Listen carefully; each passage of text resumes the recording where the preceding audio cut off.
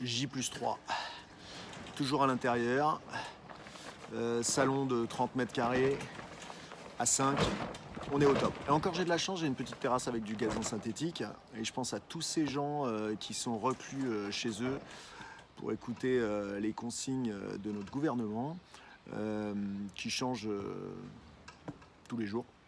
Donc maintenant, on peut plus faire de vélo, on peut plus sortir pratiquement. Bon, par contre, pas de problème, on peut aller au marché, pas de souci. Mais comme on est disciplinés, les Français, on respecte bien les 1 mètre. Hein. Pas de souci, pas de problème. Alors, et puis pareil, comment dire, les annonces du ministre de la Santé. On est tous des criminels si on sort. Ok. Alors, il dit, grosso modo, attention, vous êtes contagieux pendant 14 jours. Et il y a plein de personnes qui ne le savent pas, qui peuvent transmettre le virus aux autres sans le savoir. Ok. Voilà.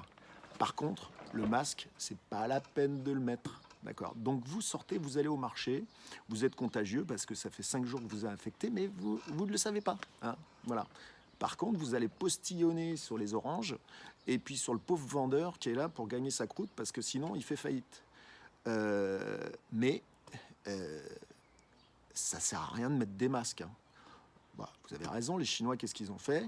Ils ont pris des mesures radicales, ils ont tous mis des masques. Je parle même pas des Japonais parce que à chaque fois qu'ils sont un peu malades, ils mettent un masque. Ça paraît logique. Alors, où est la logique là-dedans? Au top, le ministre de la Santé. Et pourquoi il nous dit de pas mettre de masque? Parce qu'ils en ont pas. Tout simplement parce qu'ils en ont pas. Donc ça l'arrange bien. Mais par contre, on nous prend sacrément pour des cons. Alors là, pas de problème. Par contre, là, on commence à péter des câbles. Hein. J'imagine dans les pauvres familles avec 2 mômes où il faut faire les devoirs, jouer au foot dans le salon, faire la PlayStation, papa et maman qui pour une fois se voient 3 jours d'affilée alors que pendant 20 ans de mariage, ils se sont vus que le soir pour aller dormir.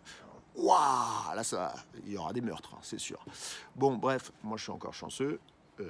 J'ai un peu d'espace. Mais quand même, hein, je commence à péter largement un câble, sinon je ferais pas cette vidéo. Quoi d'autre? Ah ouais, professeur Raoult. Raoult. Hein, je voudrais pas écorcher son nom, le pauvre, parce que pour une fois, c'est quelqu'un d'intelligent et qui ne pipote pas. Alors lui, éminent chercheur, spécialiste des infections de tout genre, donc à l'Institut, directeur de l'Institut Méditerranée Infection à Marseille. Eh ben, qu'est-ce qu'il nous dit, lui? Et ben, par contre, on le voit jamais à la télé. Hein. Sauf si, ah si, il est passé une fois, un matin, à 7h15 sur BFM. Voilà. Et depuis, il a des mots d'insulte parce qu'il dit qu'il y a un remède à tout ça. Hein, c'est tester les gens, d'abord, hein, et puis leur donner un médicament qui existe depuis je ne sais pas combien d'années, qui a été utilisé pour multiples virus et qui marche très bien, qui s'appelle comment? Je voudrais pas l'écorcher non plus, la chloroquine. Voilà, la chloroquine. Voilà, la chloroquine. Ah oui. Et ben, la chloroquine, ça fait, on a un recul de, je crois, il dit 40 ou 40 ans de recul sur le médicament. Il est pas cher, il est facile à produire.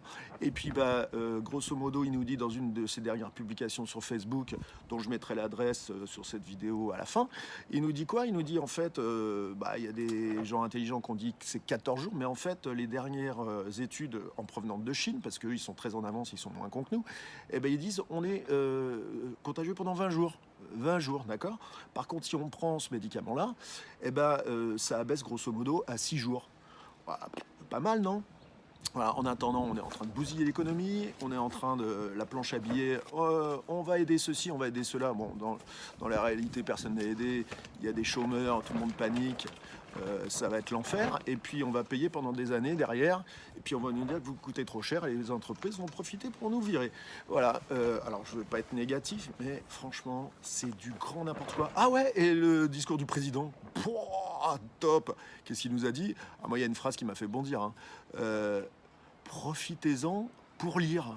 Oh, il est au top, lui. Profitez-en pour lire. Déjà, il faudrait pouvoir aller acheter un bouquin. Bon, bref, c'est du grand n'importe nawak.